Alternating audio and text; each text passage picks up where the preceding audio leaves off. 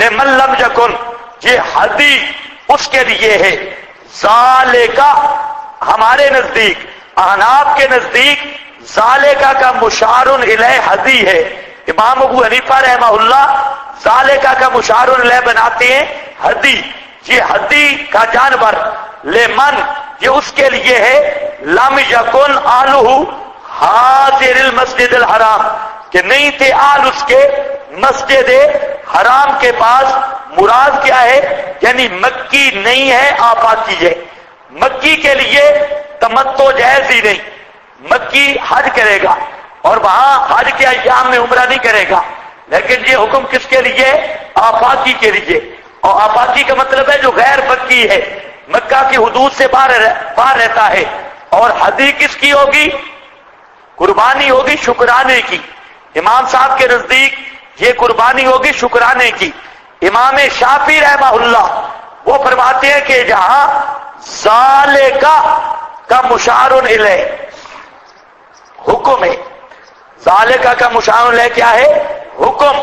یہ جو قربانی ہے ہدی، یہ اس کے لیے ہے جو غیر مکی ہے اور ہے بھی بطور چٹی کے۔ امام شافعی کہتے ہیں یہ حکم اس کے لیے ہے جو غیر مکی ہے اور یہ بطور کس کے ہے؟ چٹی کے ہے، چٹی کے طور پہ ہے۔ یہ بھی فقہ میں آپ تفصیل پڑھتے ہیں۔ واتقوا اللہ، پھر آ گیا واتقوا اللہ، ڈرتے رہو اللہ سے، یہ نسخہ عمل ہے۔ وَاعْلَمُوا أَنَّ اللَّهَ شَدِيدُ الْعِقَابِ، اور یقین رکھو کہ اللہ شدید العقاب ہے، سخت سزا دینے والا ہے۔ سست نہ بنو، یہ جو دوسرا پارہ ہے نا، یہ آپ کی چربی پگھال دے گا سارے آکام میں، اور احکام جو ہے یہ بہت مشکل ہے، اس لیے پوری توجہ سے سنو۔ اللہ آپ کو بیداری کی توفیق دے دے، لیکن یہ احکام بھی پہنچانے ہیں نا، صرف مسئلہ توحید ہی نہیں، احکام بھی ساتھ ہے توحید کے۔ آپ دیکھو ذالک لمن لم یکن ہو گیا جی، واتقوا اللہ واعلموا ان اللہ شدید العقاب۔ الحج اشہر معلومات، حج چند مہینے گنے ہوئے، معلومات معین ہیں، چونکہ معروف تھے اس لیے قرآن نے بیان نہیں کیے۔ کون کون سے مہینے؟ شوال، ذوالقعدہ اور ذوالحجہ کے 10 دن۔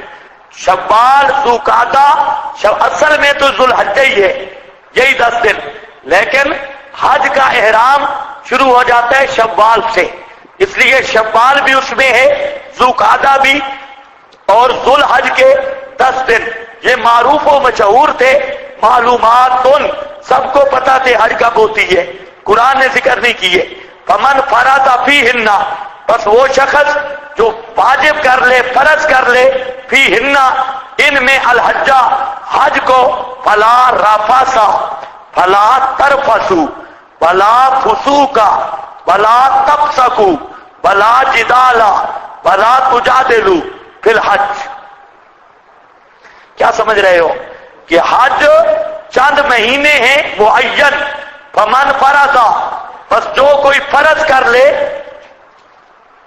پتہ نہیں کیسے بیوقوف بزرگ بیٹھے ہیں، جو لوگ پاکستان سے بھی یا سعودی کو مزدوری کے لیے، پھر حج کے موقع حج پر چل رہا تھا تو وہ پولیس منع کیا، اس پر حدی لازم ہے، پتہ نہیں کیا کہتے ہیں یا نہیں، اس آیت کے تحت آتے ہیں یا نہیں، یہ سار کی ماشاءاللہ یہ دارالفتاء ہے، یہ ترجمے کی محفل ہے، تفسیر کی، دارالفتاء نہیں ہے۔ ہاں بھائی ہاں بھائی، بے شک بھی دیکھ کر کہا کرو۔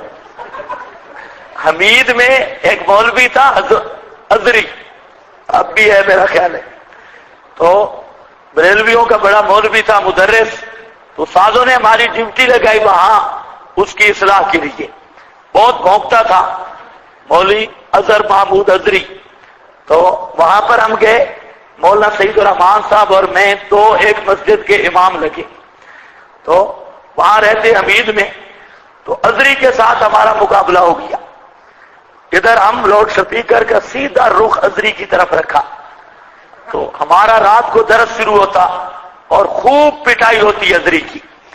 اب وہ بیچارہ جمعہ پڑھاتا اور جمعے کو وہ ہماری تقریروں کا جواب دیتا.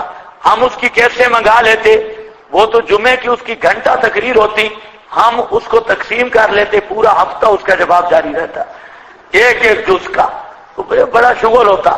بہرحال تو ازری نے مریدوں کو یہ سکھایا ہوا تھا. بریلوی اکثر اس طرح ہوتے ہیں, مولوی کوئی بات اس کو ڈکار بھی آ جائے تو کہتے ہیں سبحان اللہ حق ہے. تو ازری نے کہا کہ یہ مولوی کہتا ہے کہ ہم مشرک ہیں. انہوں نے کہا بے شک. وہ ہم کیسر سن رہے تھے, انہوں نے کہا بے شک, کوئی شک نہیں مشرک ہونے, یہ اپنے مقتدی تھے. ہاں بھی دیکھو, الحج اشہر معلومات, حج اشہر مہینے ہیں معین, فمن فرض فیہن, جو آدمی فرض کرے گا ان میں, فرض حج کیسے ہوگی؟ احرام باندھنے سے, اندل احناف, نیت کرنے سے, اندل حنابلہ والشوافع.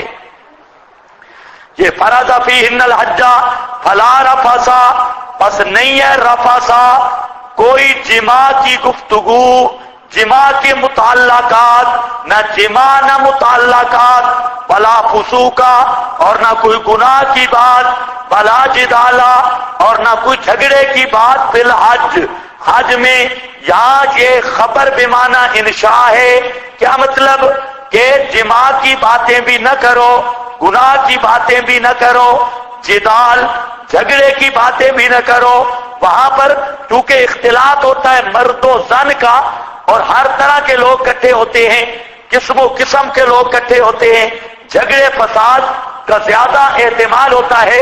اس لیے اللہ نے حج کو بھی پاک کر دیا اور حج کی تطہیر کی, حاجیوں کو ہدایت دی کہ خبردار وہاں پر جا کر اپنی بیوی ساتھ ہے, اس کے ساتھ بھی جماع نہیں, اور متعلقات جماع بھی نہیں, دوسری تو دور کی بات. اسی طرح فسق بھی نہیں, فسق عام ہے, کوئی گناہ بھی وہ بھی نہیں کرنا. ولا جدال فی الحج, اور حج میں اگر کوئی جوتے اٹھا لے لڑنا نہیں, کوئی آگے گزر پڑے اس سے ہاتھا پائی نہیں کرنی. یہ جدال, لڑنا, ہاتھا پائی, گالم گلوچ, جھگڑا اور شور, یہ سب کو شامل ہے, جدال بھی نہیں حج میں. اب اسی بات کو دیکھ لو, اسلام اور دوسرے مذاہب کا فرق. دوسرے مذاہب میں بھی مذہبی تہوار ہوتے ہیں, عیسائیوں کے, یہودیوں کے, بریلویوں کے, شیعوں کے, لیکن جہاں مذہبی تہوار ہے سب شراب, جوا, زنا, بدکاری اور سب بدفعلی, سب اس کے مراکز ہوتے ہیں, ان کے دربار بھی, ان کے مذہبی تہوار بھی, چاہے ہندو ہوں, عیسائی ہوں, یہودی ہوں, مشرک ہوں.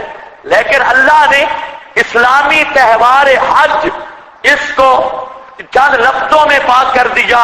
فرمایا وہاں پر اپنی بیوی سے بھی جماع نہیں کر سکتے, زنا تو دور کی بات ہو گئی, اپنی بیوی سے بھی جماع کی باتیں نہیں کر سکتے. جس طرح روزے میں بعض حلال چیزیں روک دی گئی, اللہ نے حج میں بھی بعض پابندیاں رکھ دی, اپنی بیوی ساتھ ہو تب بھی, اور فسوق کی بات بھی, جدال جھگڑے سب سے روک دیا. اب مسلمان لاکھوں اکٹھے ہوتے ہیں, 27-28 لاکھ کا مجمع, اور اتنی دیر تک اکٹھا رہتا ہے, لیکن کبھی آپ نے نہیں سنا کہ وہاں پر کوئی اس طرح کی خرابی ہو گئی ہو. اس کی وجہ یہ ہے کہ اللہ نے منع بھی کیا, اور منع بھی کیا اخبار کے رنگ میں جو مبالغہ پھر نہیں ہے, اور اللہ نے دل میں بھی بات ڈالی. وہاں پر جتنا بھی ظالم جائے, بہرحال اس کے دل میں نرمی ضرور آتی ہے, اور اس کے اخلاق سنورنے کا ایک موقع ملتا ہے. فلا فسوق ولا جدال فی الحج. تو معلوم ہوتا ہے اسلام کی پوری تعلیم طہارت پر مبنی ہے, پاکیزگی پر مبنی ہے, اور یہ پروگرام کسی آدمی کا بنایا ہوا نہیں ہو سکتا. یہ پروگرام واقعی منزل من اللہ ہے. بھلا وما تفعلوا, اور وہ جو تم کرو, من خیر, کوئی بھلائی, یعلمہ اللہ, اخلاص کی دعوت ہے, جو بھلائی بھی کرو گے اللہ اس کو جانتا ہے. فَتَزَبَّدُوا فَإِنَّ خَيْرَ الزَّادِ التَّقْوَىٰ. جس نے ہندوؤں کے تہوار دیکھے ہوں اس کو آیت سے ہی سمجھ آئے گی. ہندوؤں اور سکھوں اور جو غیر مذاہب قومیں ہیں ان کے ہاں عبادت کا ایک یہ بھی رکن ہے کہ اپنے مذہبی تہواروں میں بعض یہ منتیں مانتے ہیں کہ خالی ہاتھ جائیں گے اور اس کو روحانیت کا اعلیٰ معیار سمجھتے ہیں کہ اپنے تہواروں پہ خالی ہاتھ جانا اس کو روحانیت سمجھتے ہیں. اسلام نے اس کی بھی جڑ کاٹ دی. فرمایا میرے گھر میں بھی آؤ تو پیسے لے کے آؤ, اپنا زاد راہ لے کر آؤ. یہ کون سا ہے کہ جیب خالی کر کے تہوار پہ جا رہے ہیں؟ تو جتنی جاہلی قومیں ہیں ان سب کے تخیلات کو اللہ نے جڑ سے کاٹ دیا. آپ نے دیکھا ہوگا یہ بے ایمان آتے ہیں بڑی امام پر, ان کا بھی مذہب یہی ہے, تو یہ خالی پاؤں آتے ہیں, خالی پاؤں ہم نے دیکھا ہے. لیکن پتہ نہیں پٹھانوں کو کیا, ادھر اکثر پٹھان آتے ہیں, بڑی امام شاید پٹھان ہوگا, تو پشاور سے لوگ چل کے آتے ہیں پیدل. اور باؤ سلطان کی قبر پہ ہمارے ایریے کے لوگ جاتے. اب تو الحمدللہ وہاں سارے توحیدی ہیں, اکثر جو بریلوی ہیں وہ بھی ڈرتے ہیں, وہ بھی شرک کرتے ہیں تو قبروں میں چھپ کے کرتے ہیں, باہر نہیں کرتے. تو پہلے جاتے باؤ سلطان کی قبر جھنگ میں اور پیدل جاتے, اور پیدل بھی کیسے, جوتے بھی نہیں پہنتے تھے. یعنی مشرکوں کا یہ ذہن ہے کہ اپنے تہواروں پر خالی ہاتھ ہو کر جانا ہے, جیب خالی کر کے. لیکن اللہ نے فرمایا حج پہ آؤ اپنا خرچہ لے کر آؤ. ایک دوسرا یہ رد ہے صوفیوں پر. علامہ جساس رازی رحمت اللہ علیہ انہوں نے عجیب جملہ لکھا, کہتے ہیں تزبدوا, زاد راہ لے کے آؤ, جیب تازہ ہو. ھذا یدل علی بطلان مذہب المتصوفہ. یہ تزبدوا یہ رد ہے صوفیوں پر, ان کے مذہب پر. فی ترکہم التزبد, ان کا تزبد کو چھوڑنا. والسعی فی المعاش, اور کمائی کو چھوڑنا. اللہ نے رد کر دیا. وہ جو صوفی ہیں کہتے ہیں کہ ہم کمانے والے لوگ نہیں ہیں. علامہ ابن جوزی نے تلبیس ابلیس میں ایسے ابلیس کے مسخرے صوفیوں کی زبردست کہانیاں لکھی ہیں جو بالکل معطلہ اور اسباب کے منکر ہیں اور اسباب کو استعمال نہیں کرتے. تو اس آیت میں ایک تو رد ہے تمام جعلی تہواروں کا, دوسرا رد ہے متصوفہ کا, اور تیسرا رد ہے گداگری کا. گداگری کا کیونکہ بعض لوگ جاتے چل پڑتے جی ہم متوکل ہیں خالی ہاتھ, پھر جا کر وہاں پر مانگنا شروع کرتے. مکہ میں وہاں پر مانگتے تو سوال کرتے, گداگری کرتے. اللہ کو یہ برداشت نہیں کہ میرا بندہ لوگوں کے سامنے ہاتھ پھیلائے اور گداگری کرے. اسی سے آپ نے فقہ کی کتاب میں مسئلہ پڑھا ہے گداگری کا. حدیث میں آتا ہے جو خواہ مخواہ لوگوں سے کوئی چیز مانگتا ہے تو قیامت کے دن اس حال میں اللہ کے دربار میں آئے گا کہ اس کے چہرے پر گوشت نہیں ہوگا, نری ہڈیاں ہی ہڈیاں ہوں گی. یہ متزبدوا, اور زاد راہ جمع کر کے آؤ. فإن خیر الزاد, بے شک بہترین زاد راہ. التقوی, التعفف عن السؤال, التقوی مانگنے سے بچ جانا. واتقون, ڈرتے رہو مجھ سے. واتقون یہ قانون ہے جہاں نون بکایا کے بعد یا متکلم کی گر جائے تو وہاں پر بھی حسر والا معنی ہوتا ہے. واتقون معنی کیا ہے, صرف مجھ ہی سے ڈرو. واتقون یا اولی الالباب, اے عقلوں والے. لیسا علیکم جناح, نہیں ہے اوپر تمہارے کوئی گناہ. ان تبتغوا فضلا من ربکم, یہ کہ تلاش کرو تم فضل. جہاں فضل سے مراد بالاتفاق تجارت ہے, کاروبار ہے.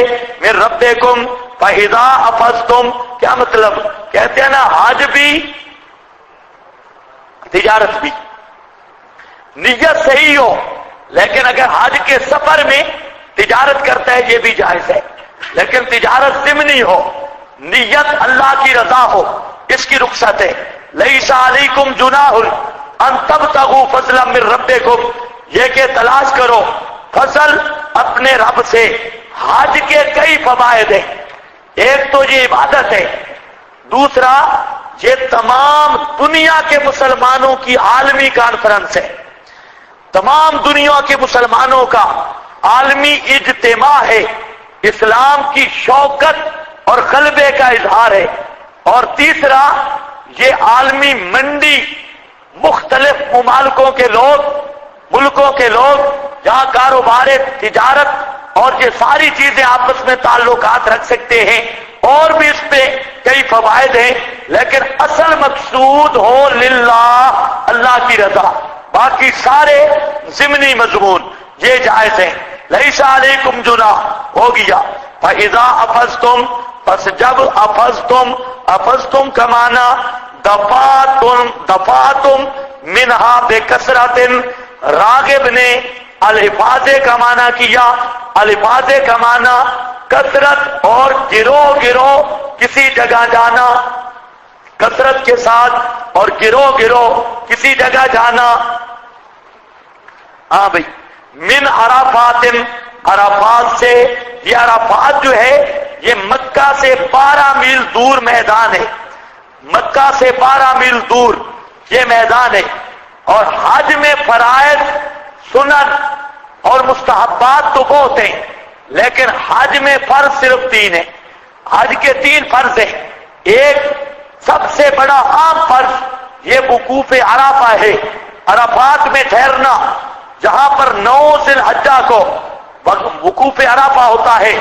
اور دوسرا فرض احرام پوشی ہے، اور تیسرا فرض طواف جو فرض ہوتا ہے، طواف زیارت، وہ فرض طواف، وہ یہ 3 فرض ہے حج کے، وقوف عرفات، میدان عرفات میں ٹھہرنا، اور احرام اور طواف، یہ 3 فرض ہیں۔ باقی سارے واجبات، سنن وغیرہ ہیں، فرض 3 ہیں۔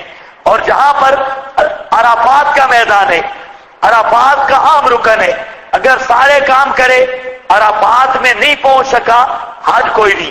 فاذکروا اللہ، بس ذکر کرو اللہ کا، عند المشعر الحرام، عند المشعر، مشعر کہتے ہیں علامت اور نشانی کو، اور الحرام کا معنی ہے محترم اور مقدس۔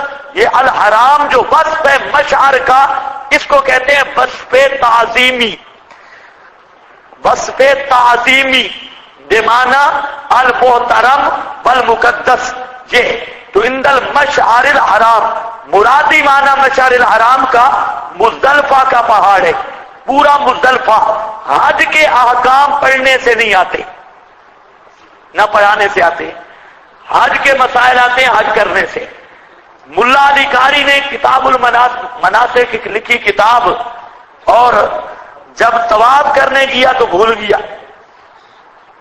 اب کھڑا ہے حیران کیا کروں، تو ایک جٹ عربی آیا تو کہتے ہیں صوفی کیا بن گیا ہے، تو غلط کر رہا ہے طواف بھی سارا، کیا مسئلہ ہے؟ تو ملا علی قاری اب اس کو کہتا ہے کتنا بڑا عالم، کہتا ہے تو آپ مجھے بتائیں نا، تو وہ کہتے ہیں چھوڑو، آپ حج پہ آ گئے اور وہ حضرت امام ملا علی قاری کا رسالہ نہیں دیکھا؟ حج کرنا تھا تو ملا علی قاری کا رسالہ دیکھ کے آتے نا، وہاں لکھا ہے۔ اب ملا علی قاری کہتے ہیں میں سوچ میں پڑ گیا، اب اس کو میں کیا کہوں کہ میں ملا علی قاری ہوں؟ تو بساؤ کا آدمی فرض بھی جاتا ہے، ملا علی قاری میں ہوں نہیں بتایا، تو کتاب لکھی مناسک پر، لیکن آئے نہیں۔ آپ بھی جہاں سنتے آؤ ثواب کے لیے، لیکن کتاب الحج کسی کے بس کی بات ہی نہیں کہ آپ کو سمجھا دے، اور نہ خود سمجھ سکتا ہے۔ کتاب الحج پتہ چلتا ہے حج پہ جانے سے، تب سمجھ آتی ہے۔ عند المشعر الحرام فاذکروہ کما ہداکم، کما ہداکم، ذکر کرو اس کا، کما ہداکم، سبحان اللہ۔ ہم ایک کہتے ہیں ضابطہ ہے کہ الاصل فی العبادت التوقف، اصل عبادت میں کیا ہے؟ तवक्कुफ। दलील क्या है? दलील एक ये भी है, अल्लाह फरमाते हैं बज़कुरू हो, जिक्र करो अल्लाह का जिस तरह दिल चाहे, कमा हदाकुम। हालांकि कुरान पाक में बार बार पढ़ते हो उज़कुरुल्लाह कसीरा, उज़कुरुल्लाह, जिक्र करो जिक्र करो, लेकिन जिक्र भी कौन सा मोतबर है? कमा हदाकुम, जैसा कि अल्लाह ने तुम्हारी रहनुमाई की। और अल्लाह की रहनुमाई है बजरिया पैगंबर के, अल्लाह ने जो रहनुमाई की है बजरिया पैगंबर के। मुराद ये है कि अल्लाह को याद करो नबी की सुन्नत के मुताबिक, और नबी की इत्तिबा में अपनी मर्जी से जिक्र भी नहीं कर सकते। बज़कुरू हो कमा हदाकुम, जैसा कि अल्लाह ने तुम्हें हिदायत की। यह भी दलील है कि अल असलो फिल इबादत तवक्कुफ, असल इबादत में तवक्कुफ है। जब तक के इबादत पर तरीक़े मुहम्मदी मौजूद नहीं तो अल्लाह का नाम लेना भी जायज नहीं। कुछ समझ आई ये बात है? इसी तरह सल्लू कमा रहे तुमूनी उसल्ली, वो भी दलील है असलो फिल इबादत अत-तवक्कुफ। नमाज भी नहीं कबूल बगैर इत्तिबाए सुन्नत के, जिक्र कबूल नहीं बगैर इत्तिबाए सुन्नत के। और हज के बारे में आपने खुद फरमा दिया कि तअल्लमू मिन्नी अल फराइज, मुझसे फराइज सीख लो, वल मनासिक, मनासिक सीख लो। इन्नी रजुलुम मकबूजुन, मैं आदमी हूं जिसकी रूह कब्ज हो जाएगी और मरने के बाद फिर मैं नहीं पढ़ा सकता। ये तो सिर्फ लाहौर के दज्जाल हैं जो कहते हैं हम अशरफिया में बैठ के हमारे बराह रास्त राबते हैं, हम मुश्किल मसाइल पूछ सकते हैं। तो ये जामिया अशरफिया के दज्जालों का नजरिया है, वरना नबी पाक ने ये बताया इन्नी रजुलुम मकबूजुन, मैं दुनिया से जाने वाला हूं, इसलिए तअल्लमुल फराइज़ा, फराइज सीख लो, हज के आकाम सीख लो। हमारा इस्तिदलाल ये है, एक तो वफात के बाद आपसे मसला नहीं पूछा जा सकता, न सीखा जा सकता, और दूसरा तअल्लमुल फराइज, ये जो फरमाया हज और फराइज के मसाइल सीखो, अगर अपनी मर्जी से करने होते तो तअल्लमू का अमर ना करते। तो ये भी इस बात की दलील है कि अल अस्लो फिल इबादत अत-तवक्कुफ। ये समझ आ गई आपको बात? बज़कुरू हो कमा हदाकुम, जिक्र करो उसका कमा हदाकुम। ये रद है तमाम बिदअत का।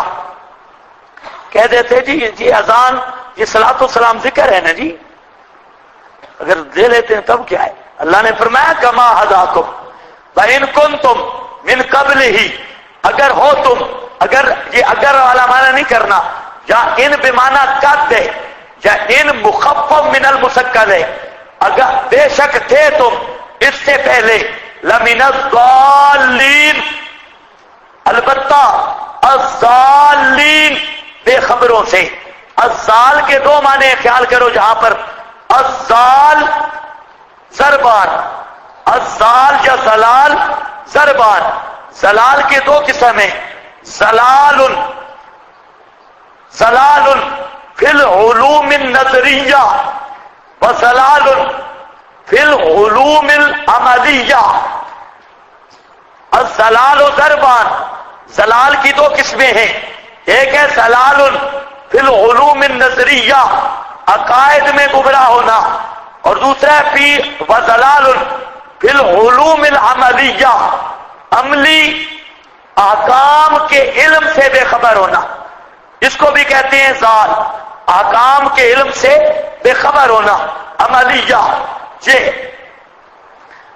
बिमारिफतिल आकाम शरईया वहियल इबादात, ये इमाम रागिब ने मुफरदात में लिखा, रागिब के मुफरदात हैं, और ये आम इबारत है।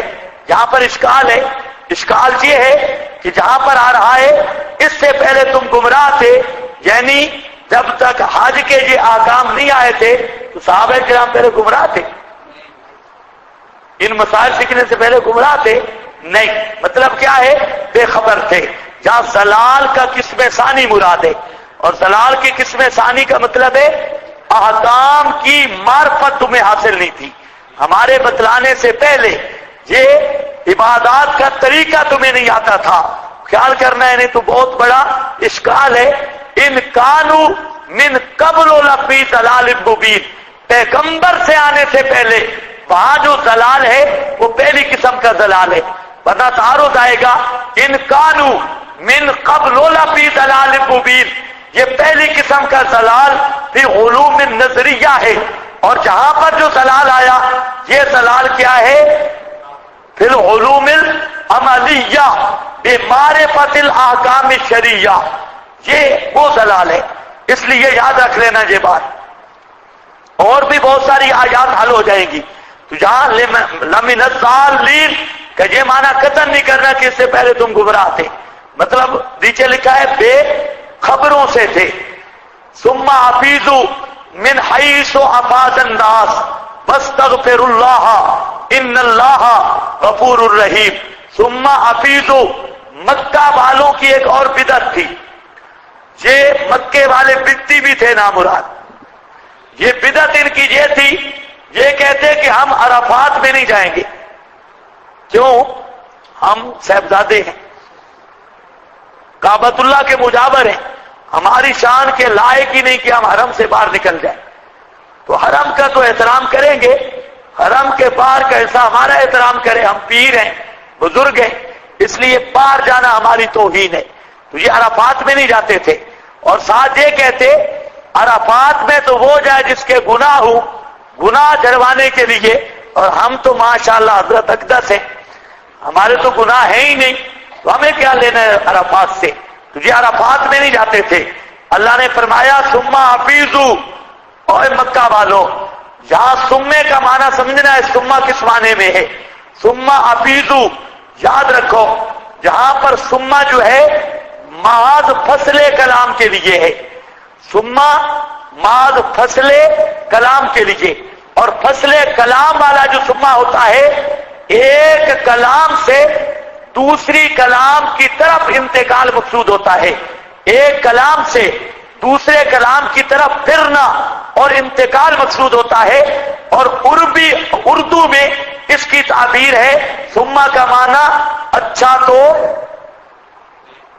اردو میں کیسے انتقال ہوتا ہے کلام سے دوسرے کلام کی طرف؟ اچھا تو، یہ بات بھی ہے، اچھا تو یہ حکم بھی سن لو۔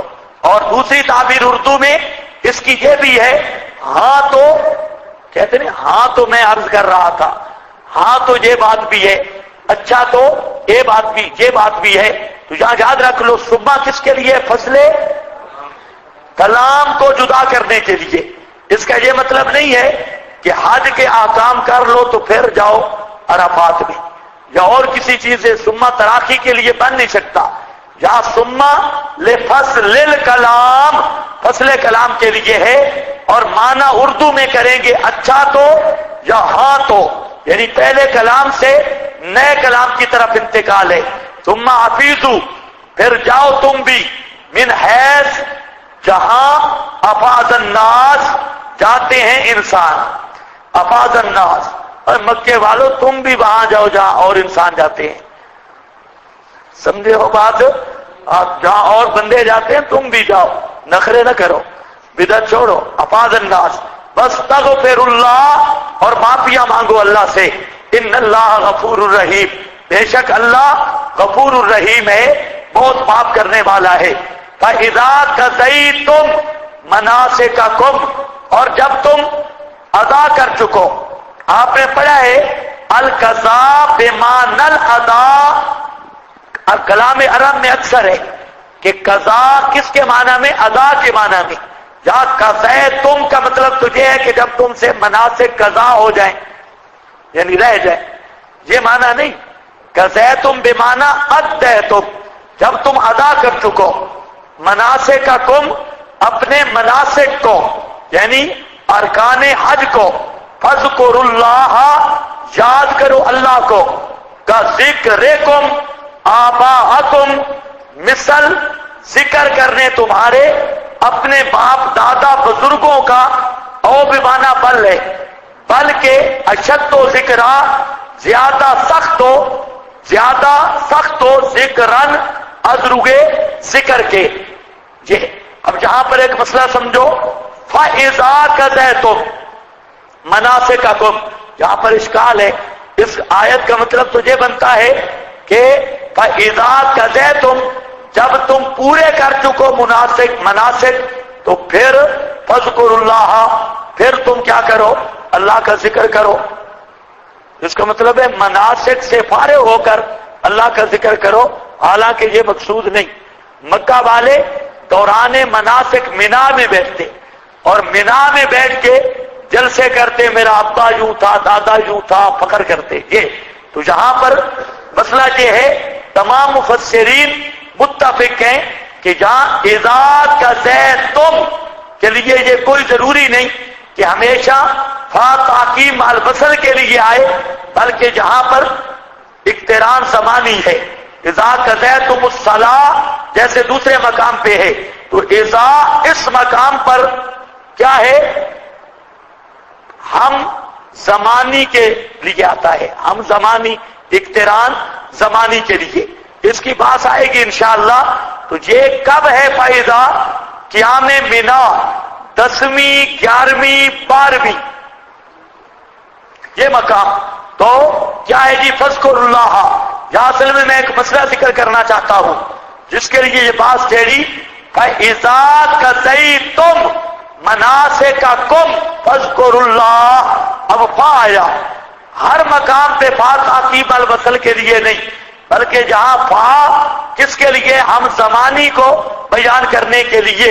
مطلب ہے دوران مناسک اللہ کا ذکر کرو. دوران مناسک جس طرح دوسرے مقام پہ ہے اذا قضیتم الصلاۃ فاذکروا اللہ قیاما وقعودا، وہاں پر بھی ہے اذا قضیتم، جب تم ادا کرنے لگو تو دوران نماز فاذکروا اللہ، اللہ کا ذکر کرو. اس کا یہ مطلب نہیں ہے کہ جب نماز پڑھ چکو تو پھر اللہ کا ذکر شروع کر دو، نہیں. یہاں پر کیا ہے؟ اذا قضیتم الصلاۃ فاذکروا اللہ قیاما وقعودا. یہ قیام و قعود اس بات کی دلیل ہے کہ دوران نماز ہی ذکر ہوگا. اب اس کی اور بھی مثالیں ہیں.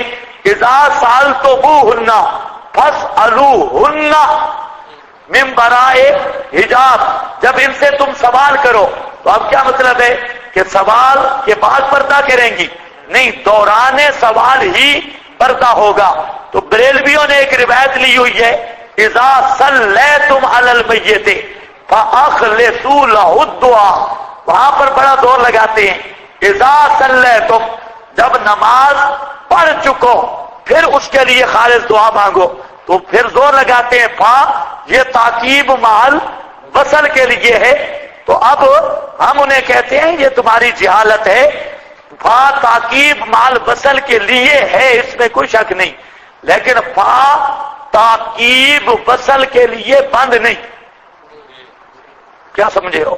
فا تاکید وصل کے لیے تو ہے، یہ شک اختلافی نہیں ہے، لیکن صرف تاکید مال وصل کے لیے نہیں ہے، بلکہ کبھی اقتران زمانی کے لیے فا کا مابعد دوران میں بھی پایا جاتا ہے اور کبھی پہلے بھی پایا جاتا ہے. فَإِذَا قَرَأْتَ الْقُرْآنَ فَاسْتَعِذْ.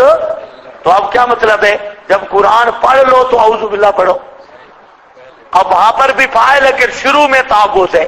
اور جہاں پر اذا قضیتم الصلاۃ فاذکروا اللہ قیاما وقعودا دوران نماز، اور جہاں پر فاذا قضیتم مناسککم فاذکروا اللہ دوران مناسک. کذکرکم آباءکم، جیسے تم یاد کرتے ہو اپنے باپوں کو، او اشد ذکرا، یا اس سے بھی سخت، یا بمانا بل ہے او بمانا بلکہ اس سے بھی زیادہ سخت ذکر. فمن الناس، اس کا کیا مطلب ہے؟ اس آیت کا تشبیہ کس میں ہے؟ کا ذکر کو تشبیہ کس میں ہے؟ یہ تشبیہ ہے تعظیم میں، یہ تشبیہ ہے تعظیم میں. مطلب کیا ہے کہ کا ذکر کا تعظیمکم آباءکم او اشد تعظیما، اللہ کی تعظیم کرو جس طرح اپنے باپ دادا کی تعظیم کرتے تھے، بزرگوں کی بلکہ بزرگوں کے ساتھ کیا نسبت؟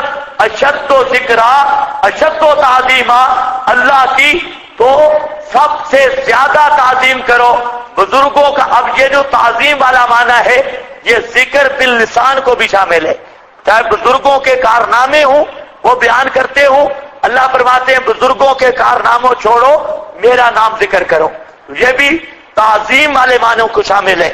ایک اور معنی بھی بزرگوں نے کہا کہ جہاں کا ذکر کم فاذکروا اللہ بالتوحید، اللہ کی توحید کو یاد کرو، یاد کرو اور توحید بیان کرو۔ کا ذکر کم، جیسے ذکر کرتے ہو تم اپنے باپ کی، باپوں کا، کیا مطلب؟ جیسے دوسرا باپ برداشت نہیں کرتے اسی طرح دوسرا مشکل کشا بھی برداشت نہ کرو۔ وہ کوئی باپ دوسرا برداشت کرتا ہے؟ توحید فی الاب کے جیسے قائل ہو، اسی طرح توحید پھر رب کے بھی قائل بنو، بلکہ توحید فی الاب میں تو اللہ ہو سکتا ہے او اشد و ذکرا، یہ او بل ترقی ہے، اللہ کو بالکل وحدہ لا شریک سمجھو۔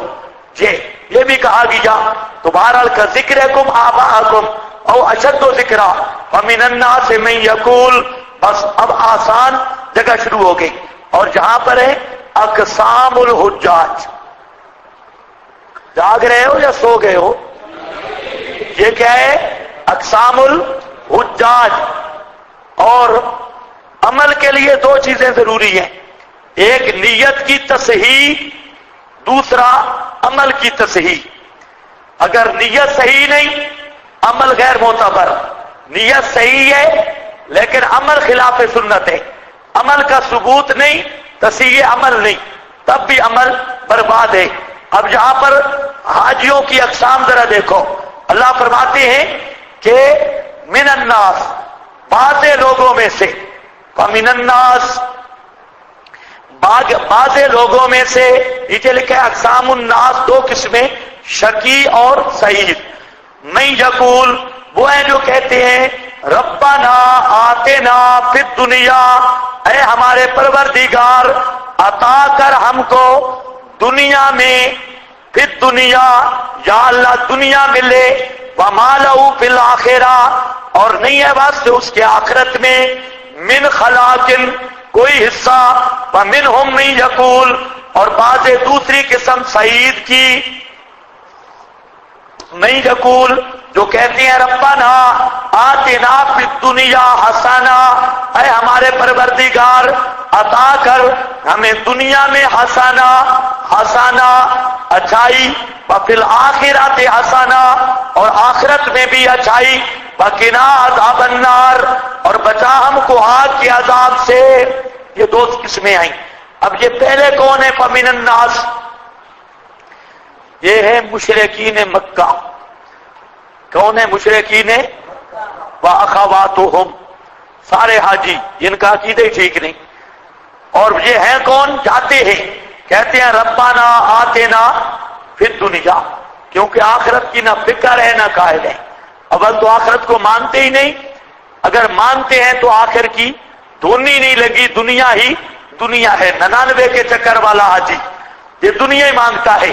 تو مفسرین لکھتے ہیں مکہ کے مشرک حج کرتے تو وہاں پر کہتے ربا، اے ہمارے پروردگار ہمیں اونٹنیاں عطا کر اور بیل دے دے اور گدے دے دے، یہ مال جا کے مانگتے۔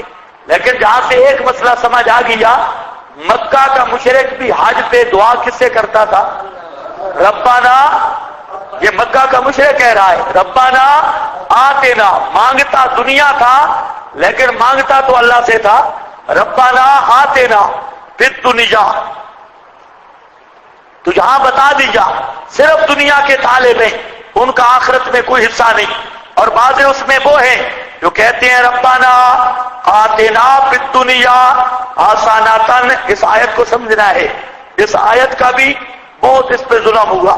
ربنا لوگ مانا یہ کرتے ہیں کہ وہ دنیا مانگتے ہیں اور آخرت بھی مانگتے ہیں۔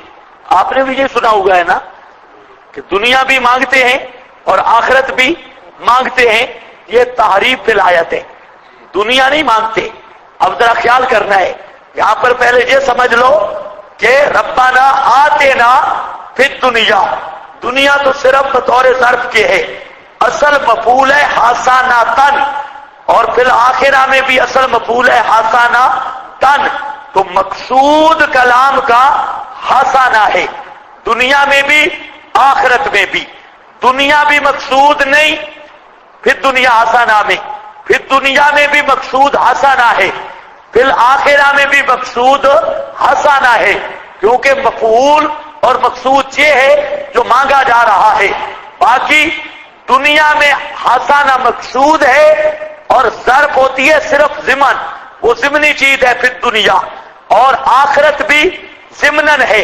اصل کیا ہے؟ مقصود حسنہ دنیا میں بھی اور آخرت میں بھی. لیکن مراد حسنہ سے کیا ہے؟ مانا لوگ یہ کرتے ہیں یا اللہ دکان بھی چنگی کر دے، پیسے بھی دے دے اور ڈنگر بھی دے دے تاکہ میں ان کا خادم بن کے رہوں. ربنا آتنا فی الدنیا، یہ نہیں مراد لیتے بھائی، نہیں.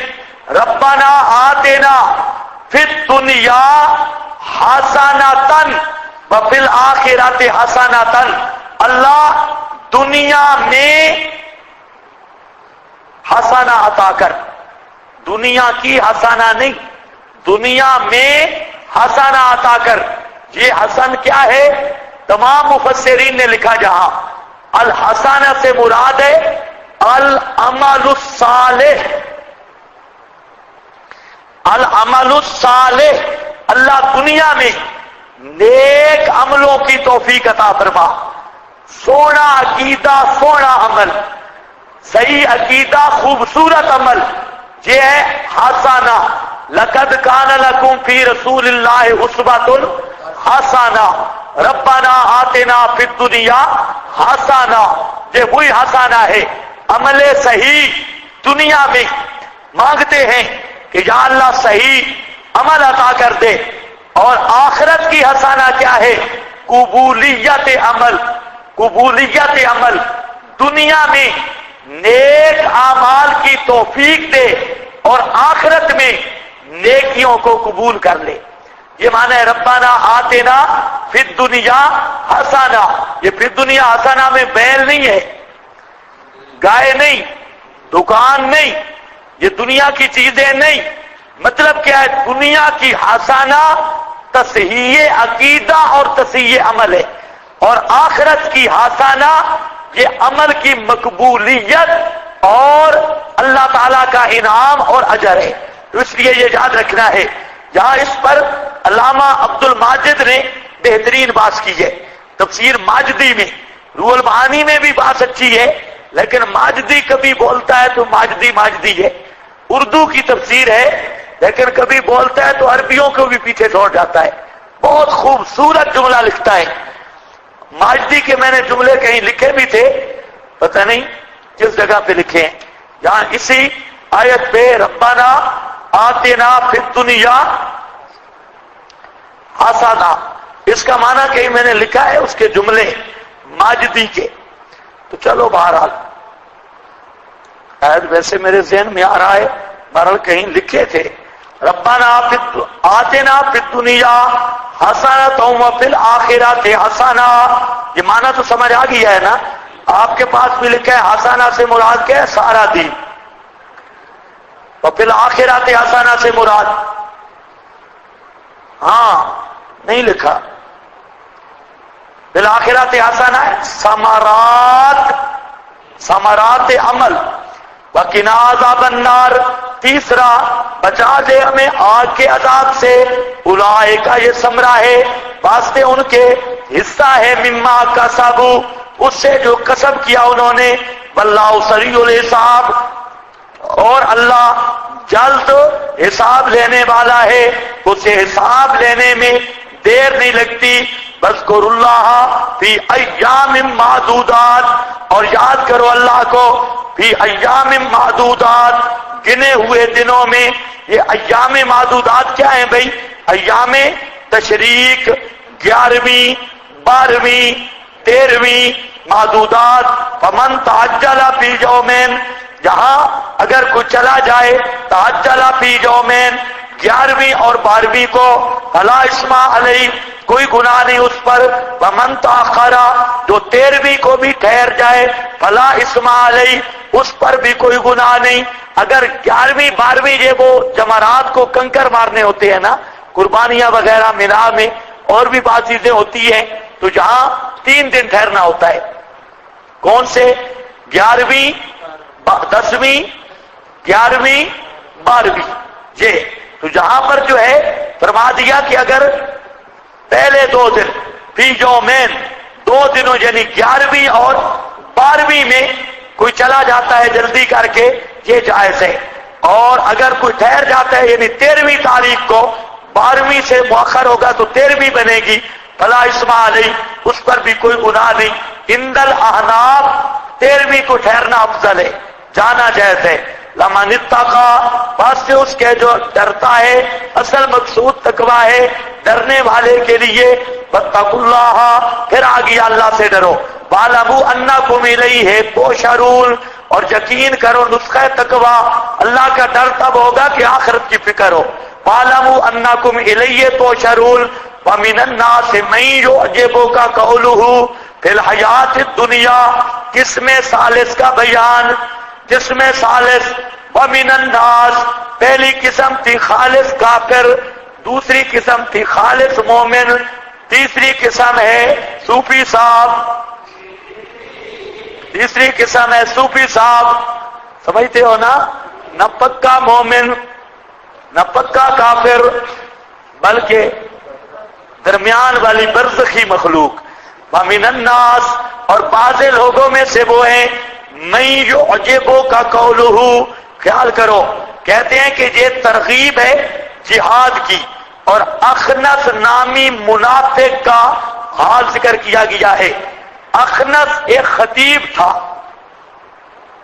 اخنس کیا تھا؟ پیر بھی تھا اور خطیب بھی تھا، اور میں نہیں کہہ رہا، جہاں پر لکھا ہے معالم التنزیل، معالم التنزیل میں صاحب معالم نے لکھا کہ اخنس بن شریک الثقفی کان رجلا حلوب الکلام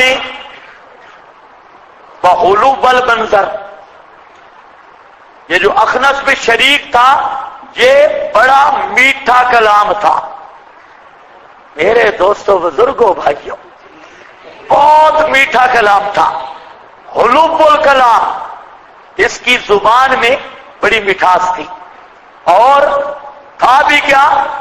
حلوب المنظر، چہرہ بھی بڑا نورانی تھا، منظر تھا بھی بڑا خوبصورت۔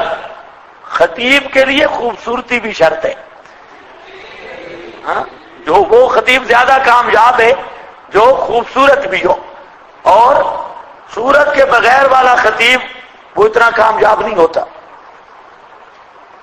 یہ بے ایمان جو تھا اس کی زبان بھی بڑی میٹھی تھی، حلوب الکلام، میٹھی باتیں کرتا، اور تھا بھی بڑا چترا۔ اچھا یہ بات قدرتی ہے، جس کی زبان میٹھی ہوگی نا اندر سے بالکل پھیکا ہوگا۔ یہ ہمارا تجربہ یہی ہے کہ جس کی ہم نے دیکھا بڑی تول توڑ کر لفظ بولتا ہے جی لیکن اندر سے وہ پورا 10 نمبریہ نکلتا ہے، اور ہمیشہ جو آدمی ذرا کڑوا ہوگا طبیعت کا تو وہ آدمی اندر سے کھڑا ہوگا۔ ہمارا تجربہ یہی ہے، جو طبیعت کا بظاہر کڑوا ہوگا اس کے دل میں کھوٹ نہیں ہوگی، اور جو اوپر ہوگا میٹھا ہے، بڑا میٹھا، اندر سے ہوگا بھیڑیا۔ اور اسی لیے نبی پاک صلی اللہ علیہ وسلم کی وہ حدیث ہے، فرماتے ہیں کہ آخر زمانہ میں جو ایک جماعت کا آپ نے ذکر فرمایا، اس میں حدیث آ رہی ہے بخاری مسلم میں اور کتابوں میں، آپ فرماتے ہیں یخرج فی آخر الزمان، آخر زمانے میں ایک جماعت نکلے گی، اس کی علامتیں ہیں، ان کی علامتوں میں سیماہم التحلیق، 3 نشانیاں ہیں اس جملے میں۔ ایک نے ابن حجر وغیرہ نے یہ لکھی کہ ایک تو نشانی یہ ہے کہ وہ سروں کو بالکل منڈاتے ہوں گے اس طرح، تعلیق حلق سے، سروں کو بالکل ستیہ ناس، سر کا ایئرپورٹ بنا دیں گے اور بالکل حلق کراتے ہوں گے. اور دوسرا، مسجدوں میں ٹولیاں ٹولیاں بن کے بیٹھیں گے حلقہ سے. تیسرا، رستوں میں بھی چلیں گے ٹولیاں ٹولیاں بن کے، ادھر 5-6 جا رہے ہیں ادھر جا رہے ہیں. 3 علامتیں، مسجدوں میں ٹولیاں، راستے پہ ٹولی، سر گونے اور سر پہ استرا. یہ اور فرمایا کہ یحقر احدکم صلاتہ، ان کی نمازیں دیکھو گے تم سمجھو گے ماروئے نمازیں تو پڑھتے ہی ہیں، ہم تو بالکل نمازوں کے قریب نہیں جاتے. وہ اشراق، تہجد اور بڑی نمازیں پڑھیں گے مسجد میں، نوافل. اور جب بھی دیکھیں صوفی صاحب کے ہاتھ میں لوٹا ہے، تم کہ کتنا نمازی ہے، ہماری تو نماز ہی نہیں. فرمایا ان کے روزوں کو دیکھو گے، یعنی ان کی عبادتوں کو دیکھو گے تو تم سمجھو گے کہ ہم تو اس کے مقابل میں چیز ہی کوئی نہیں. بڑا نمازی، بڑا روزے دار، بڑا ذاکر، ذکر اذکار کرنے والا، اتنا نیک بزرگ، تو باتوں اتنا نیک. آپ نے فرمایا اور ان کا جو بات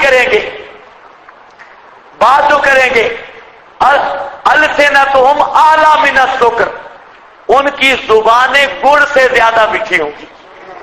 السنتہم اعلی من السکر، ان کی زبانیں گڑ سے زیادہ میٹھی ہوں گی. گڑ سمجھتے ہو نا؟ یہ بھی کیا ہے؟ حلوب الکلام، میٹھی زبان والا. ان کی زبانیں گڑ سے زیادہ میٹھی ہوں گی. یہی جملہ میں سنانا چاہتا تھا. حدیث لمبی ہے، اس میں آگے آ رہا ہے کہ وہ توحیدیوں کے ساتھ لڑیں گے، مشرکوں کے ساتھ ان کا جوڑ ہوگا، حدیثیں پیش کریں گے. یقولون من قول خیر البریہ، نبی پاک کا نام استعمال کریں گے اور ہر ایک حلقے میں جا کے کہیں گے قال رسول اللہ، اللہ کے نبی نے یہ بات کی ہے. یقولون من قول خیر البریہ یحسنون القیلہ، باتیں بڑی خوبصورت کریں گے. یسیئون العمل، عمل ان کے حد سے نکلے ہوئے ہوں گے. اور یہ السنتہم اعلی من السکر، اگلا جملہ ہے وقلوبہم قلوب الذئاب، ان کے دل بھیڑیوں سے زیادہ خطرناک ہوں گے، بھیڑیوں سے. اور لا یزالون یخرجون، وہ جماعتیں ہمیشہ نکلتی رہیں گی. حتی یلحق آخرہم مال مسیح الدجال، آخری اجتماع اور آخری جو ٹولہ ہوگا، آخری جماعتیں وہ دجال کے لشکر میں مل جائیں گی. تو یہ جماعتیں، یہ حدیث میں نے بیان کی ادھر جھابریہ ایک جگہ ہے، ایسے بیان کی. سارے تبلیغی میرے دشمن بن گئے، سارے. پیچھے بڑی لڑائی ہو گئی. کہتا ہے کہ حالانکہ میں نے نام کسی کا نہیں لیا، صرف میں نے بیان کیا نبی پاک صلی اللہ علیہ وسلم نے فرمایا میرے بعد فتنے ہوں گے، اور بعض فتنوں کی آپ نشاندہی بھی آپ نے کی ہے. ان فتنوں میں سے سبز پگڑیوں والا فتنہ، وہ بھی روایت سنائی، یہ بھی سنائی، چند اور سنائی. آپ یقین کریں کہ وہ تبلیغی جو تھے وہ دشمن ہو گئے. انہوں نے اتنا کہا، اس نے کہا مولویوں نے ہمارے خلاف حدیث پڑھی ہے. میں نے کہا ان بےایمانوں کو کہو کہ قرآن ہم پڑھے تو کہتے ہمارے خلاف قرآن پڑھا ہے، حدیث پڑھے تو کہتے ہمارے خلاف حدیث پڑھی ہے. تو تم مسلمان بنو نا، قرآن حدیث کو مان لو، تمہارے خلاف نہیں ہوگا پھر. یہ کون سا جو سمجھے کہ حدیث میرے خلاف پڑھی ہے، قرآن کی آیت پڑھو جی ہم پہ فٹ کی ہے، اس کا مطلب ہے تو اس مقام پہ پہنچ چکا ہے نا کہ فٹنگ ہو گئی ہے. کچھ سمجھ آئیے کہ نہیں؟ بھائی ٹوپی جو ہے، ٹوپی یہ ٹوپی ہے، تو اب یہ ٹوپی اتنی ہے کہ یہ سر پہ فٹ آ رہی ہے. معلوم ہوتا ہے سر ٹوپی کے مطابق ہے، ٹوپی سر کے مطابق ہے. اگر آیتیں جو تم پر فٹ آ رہی ہیں، کہتے ہیں یہودیوں والی آیتیں ہم پر فٹ کرتے ہیں، مگر فٹنگ تب ہوتی ہے کہ تم یہودیوں جیسے ہو گئے ہو. اگر تم یہودیوں جیسے نہ ہوتے تو یہ فٹنگ بھی نہ ہوتی. جب آیتیں فٹ ہو رہی ہیں تو پھر اپنی اصلاح کرنی چاہیے. حدیثیں فٹ ہو رہی ہے تو اپنی اصلاح کرنی چاہیے. زانی کو کوئی زانی ہے، آیت پڑھو لا تقربوا الزنا، تو جی مجھ پہ فٹ کی ہے، تو زنا نہ کرنا، تجھ پہ فٹ نہ ہوگی. ڈاکو ہے، چور ہے، آپ پڑھے فقطعوا ایدیہما، وہ خبردار مجھ پہ فٹ کرتا ہے، مجھے دیکھ کر. یہ عجیب بات ہے، خود تو بدلتے نہیں، قرآن کو بدل دیتے ہیں، خود نہیں بدلتے لیکن قرآن کو بدلنے کی کوشش کرتے ہیں۔ چلو بہرحال خیال کرو، یہ بھی ایک آدمی ہے، اس کی قرآن نے کچھ صفتیں بیان کی، اب سوچنا ہے کہ اب کس میں ہے۔ یہ نہیں ہو سکتا کہ کوئی زمانہ ان صفات سے خالی ہو، قرآن کے مخاطب قرآن ابدی، قرآن کے مخاطبین ابدی۔ یہ اب بھی موجود ہوگا اخنس بن شریک، اس کی علامت کیا ہے؟ خوبصورت تقریر کرتا ہے اور بہت پیارا میٹھی زبان ہے۔ اچھا بھائی، قلوب الکلام، قلوب المنظر، معالم التنزیل۔ اچھا کوئی سمجھے اخنس کے ساتھ خاص ہے؟ یہ حوالہ بھی سن لو، امام رازی لکھتے ہیں ان هذه الآیات عامۃ فی حق کل من کان موصوفا بهذه الصفات۔ ان هذه الآیات، یہ آیت اخنس بن شریک کے ساتھ خاص نہیں، عامۃ، یہ عام ہے، فی حق کل من کانا، ہر اس آدمی کے حق میں، کانا موصوفا بہذه الصفات، جو ان صفتوں کا ساتھ موصوف ہوگا جو آیت میں آ رہی ہے، ہر اس شخص کو آیت شامل ہوگی۔ آپ کو سمجھ آئیے آپ کو بات؟ میں جو بات کہہ رہا تھا نا کہ آج تلاش کرو، آج کا ڈاکو، پرانے نہیں۔ اس پر میں نے امام رازی کا حوالہ دے دیا آپ کی تسلی کے لیے، ورنہ قانون کے مطابق یہ آیت عام ہے، تفسیر کبیر ہے۔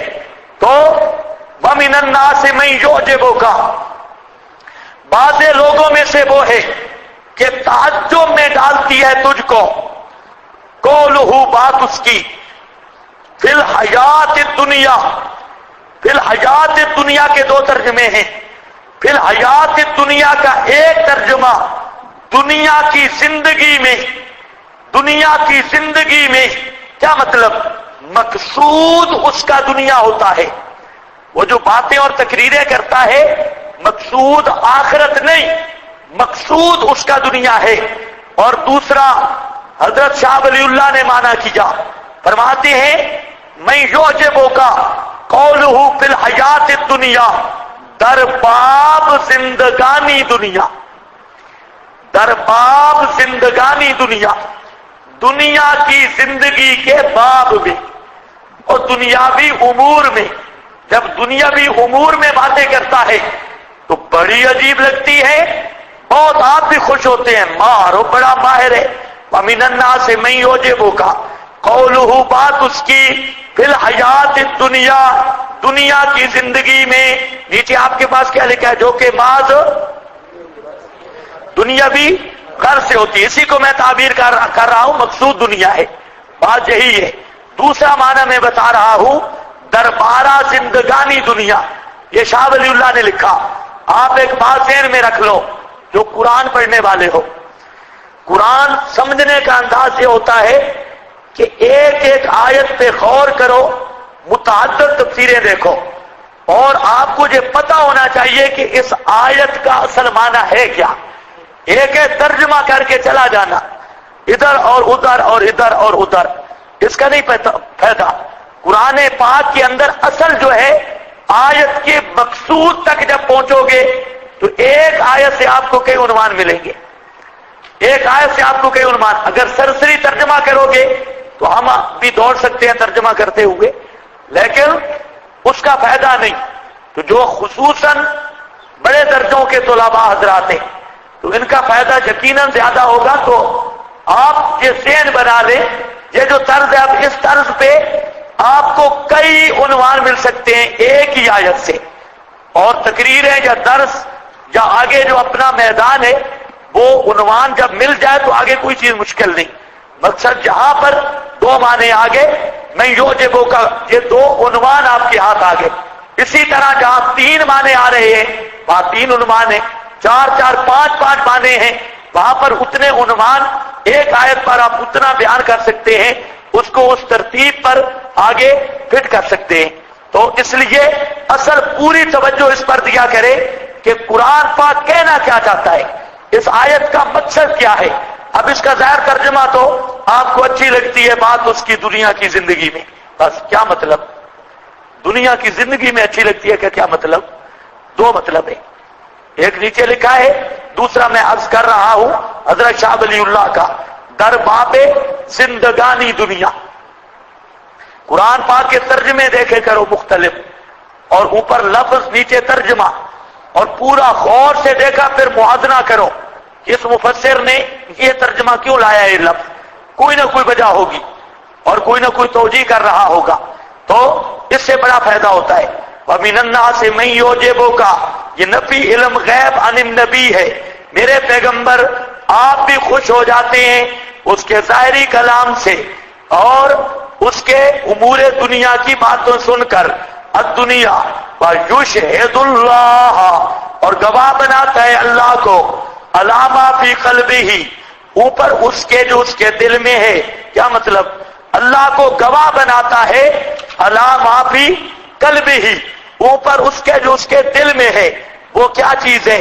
وہ ہے، کہتا ہے انی احبک، ما فی قلبی کیا ہے؟ انی احبک، تیرے سامنے آ کر کہتا ہے کہ اللہ کی قسم، اللہ گواہ ہے یا رسول اللہ، اللہ گواہ ہے، صدقے یا رسول اللہ، میرے دل میں بڑا عشق رسول ہے، انی احبک یا رسول اللہ، اللہ گواہ ہے، یشہد اللہ، بار بار کہتا ہے اللہ اس بات پہ گواہ ہے میں عاشق رسول ہوں، اللہ گواہ ہے صدقے یا رسول اللہ، اللہ گواہ ہے غلامی رسول میں موت بھی قبول ہے، موت بھی قبول ہے، حلوے کی پلیٹ کے پیچھے پورا دین چھوڑ گیا ہے، موت بھی قبول ہے شیطان زمانے کا، یشہد اللہ علی ما فی قلبہ، گواہ بناتا ہے اللہ کو، ایک طرح خبر دیتا ہے، نہیں، اس خبر کو شہادت سے تعبیر کیا،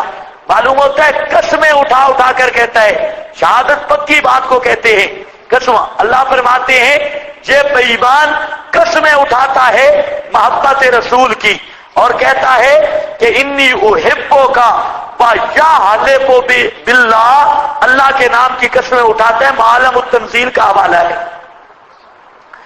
معالم اپنا تنزیل بہترین تفسیر ہے، فرماتے ہیں یقول انی احبک ویحلف باللہ علی ذالک، دونوں کا معنی بتا دیا، یشہدو کا بھی اور یحلف باللہ، اور ما فی قلبہ انی احبک، میں آج بھی اس کے رسول کے نعرے ہیں، وَهُوَ أَلَدُّ الْخِصَامِ، حالانکہ وہ سب سے بڑا دشمن ہے، ہوبا الد تو عاشق معاشق کوئی نہیں، الد الخصام سب سے بڑا جھگڑالو ہے، جھگڑا کرتا ہے۔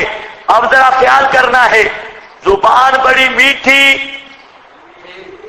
چہرہ بڑا نورانی، صحیح میں کب ہوا؟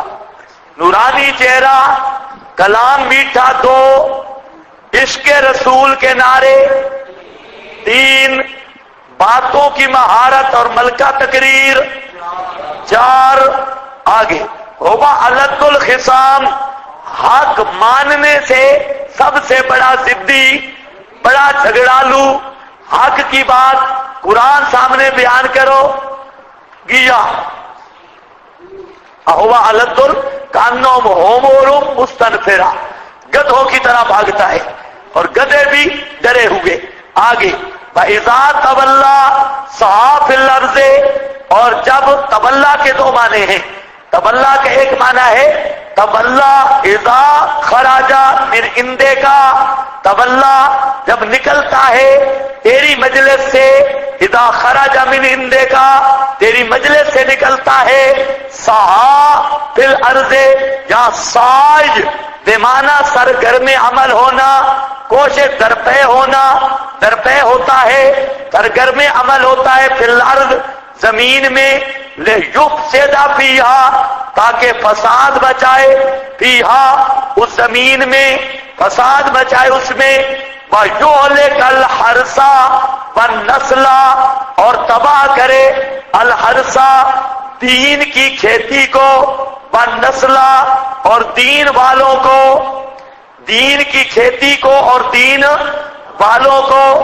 ہاں بھئی، الحرث والنسل کے تین مصداق ہیں، ان الصادق علامہ علوسی لکھتے ہیں ان الصادق ان الحرث فی ھذا الموضع الدین بالنسل الناس، اس مقام پہ حرث کا معنی دین کی کھیتی ہے اور نسل کا معنی لوگ ہیں، دیندار لوگ. تو ایک اور دوسرا ذکر الازہری، ازہری کہتا ہے کہ الحرث ہنا النساء والنسل الاولاد، جہاں پر حرث سے مراد عورتیں ہیں، فاتو حرثکم میں بھی حرث آیا ہے، اور نسل سے مراد اولاد ہے. ہاں بھئی یولک الحرث والنسل، اصل وہی معنی ہے جو پہلے میں نے بتایا، تباہ کرتا ہے، ہلاک کرتا ہے، کھیتی کو بھی نسل کو بھی، دین کو بھی دین والوں کو بھی. واللہ لا یحب الفساد، اللہ نہیں پسند کرتا الفساد کو، فساد کو. فَإِذَا قِيلَ لَهُ، اور جب کہا جاتا ہے اس کو اتق اللہ، اتق اللہ، ڈر اللہ سے، آخذتہ العزت، لے لیتی ہے اس کو غرور، ناک چڑھاتا ہے یعنی ضد کرتا ہے، بالاسم، لے لیتی ہے اس کو غرور، عزت ساتھ گناہ کے، مطلب ہے ضدی بھی ہے. فحسبہ جہنم، بس کافی ہے اس کو جہنم. فلبئس المہاد، اور برا ہے ٹھکانہ. اب ذرا سمجھو جہاں پر علامتیں، اذا تولا کا میں نے ایک معنی کیا کیا، اذا خرج من عندہ، جب آپ کی مجلس سے جاتا ہے، باہر جاتا ہے تو کیا کرتا ہے، صحافل عرض، فساد مچاتا ہے. اور ایک فساد کا معنی وہ پہلے لا تفسدوا فی الارض میں آپ پڑھ چکے ہیں. اس کا فساد یہی ہے کہ سارا رلا ملا کھاتا کرتا ہے، توحید کے خلاف منصوبے مشرکوں کے ساتھ جوڑ، یہ فساد اسی میں ہے. اور یولک الحرث والنسل، دین کو بھی برباد کرتا ہے. دین کی بربادی، شرک اور کفر کی تائید، بدعت کو بیان کرنا، اور اسی طرح مسئلے میں تلبیس، مسئلے میں کتمان، یہ ساری کیا ہے، یولک الحرث، دین کی تباہی ہے. ہر وہ قدم اٹھاتا ہے دین کی تباہی کا. اور والنسل، اہل دین کو بھی بک بک کرتا ہے، توحید کو بھی بھونکتا ہے، اہل دین کو بھی بک بک کرتا ہے. اور حالانکہ اللہ نہیں پسند کرتے فساد کو. اب جب اسے کہا جاتا ہے اتق اللہ، خدا سے ڈر، مسئلہ مان لے، تو کہتا ہے اچھا ہمیں مسئلہ نہیں پتا، مسئلہ مان لے. بھلے تم ہدایت یافتہ ہو، تو اس کو آخذتہ العزہ، غرور اور تکبر میں آتا ہے، گناہ کے ساتھ یعنی ضد کرتا ہے. اللہ فرماتے ہیں اس کو جہنم کافی ہے. آپ کے ذہن میں کوئی آئے ہیں بزرگ؟ ہاں چلو بہرحال ایک معنی یہی ہے. اور دوسرا معنی تبلا، تبلا کا معنی حضرت مجاہد نے کیا، تابعی نے، اے اذا سارا، اے سارا بالین البحر المحیط، سارا بالین، جب وہ بالی بنتا ہے. اذا تبلا، اب آیت کا معنی سمجھو. اللہ فرماتے ہیں جب منافق اور گندے عمل والا آدمی، گندے عقیدے والا حکمران بن جائے. اس آیت کا معنی پھر اذا تبلا، سارا والین، وزیر اعظم بن جائے، اور نسل و گندی بن جائے وزیر اعظم، ہو منافق بن جائے وزیر، ہو مشرک علی حجویری کے دربار کا چٹو، اور بن جائے وزیر اعلیٰ اور وزیر اعظم. اس کے بارے میں ہے اذا تبلا، اذا تبلا، یا مولوی اور پیر، یا صدر اور وزیر. اذا تبلا، جب بالی بن جائے، سرگرم عمل ہوتا ہے زمین میں، لیفسد فیہا، تاکہ اس میں فساد مچائے. اور وہ فساد کیا ہوتا ہے؟ بمباریاں، اہل دین کا قتل، دین کی حدود کی پامالی، اور اپنے انگریزیت کا وفاداری، انجلیزیہ کی وفاداری، یہ سارے اس کے نظام میں ہیں۔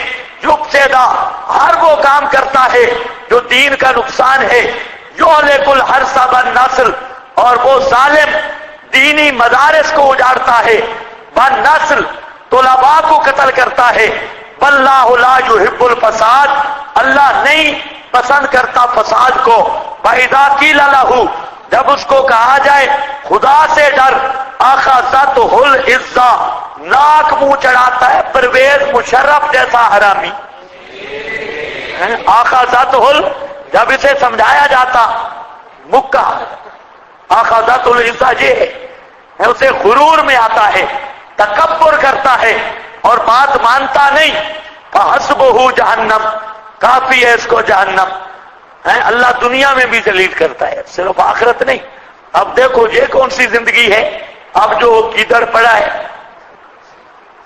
یہ کون سی زندگی ہے؟ بچہ بچہ لعنت بھیج رہا ہے۔ عزت کی زندگی ہے تو آپ لوگوں کی زندگی ہے، یہ حقیقت بات ہے۔ ہم کہتے ہیں عزت کی زندگی صحیح عالم کی زندگی ہے، ورنہ کیا عزت ہے؟ اور یہ عزت لوگوں کے پیسے تو یہ پولیس والے بھی لیتے ہیں اور کھانا بھی لیتے ہیں، لیکن جب پولیس والے کھانا کھا جائیں لوگ کتنے خوش ہوتے ہیں، بھئی ہمارے گھر میں بڑی برکت ہو جائے گی، بڑے نیک لوگ۔ اور علماء اگر کھانا نہ کھائیں تو لوگ روتے ہیں، دعوتیں دیتے ہیں کہ آپ اللہ کرے مہربانی کرے ہماری چائے پی لیں۔ یہ کیا عزت ہے؟ دین کی عزت ہے نا، اور کیا ہے؟ کام بھی کوئی نہیں، پتا تو چلے نا، آپ دھوپ پہ بیٹھے ہوں کام کر رہے ہو، جو مزدور لگے ہیں تو وہاں پتا چلے۔ تو اللہ کا یہ بھی کرم ہے، آپ تو ٹھنڈ پہ بھی بیٹھے، آپ بھی نخرے کر رہے ہیں، بیٹھے باہر دھوپ لگی کوئی نہیں ہے، پتا کرو مزدور کو کیا ملتا ہے اور کیا کرتا ہے وہ۔ تو یہ بھی اللہ کا کرم اور عزت ہے۔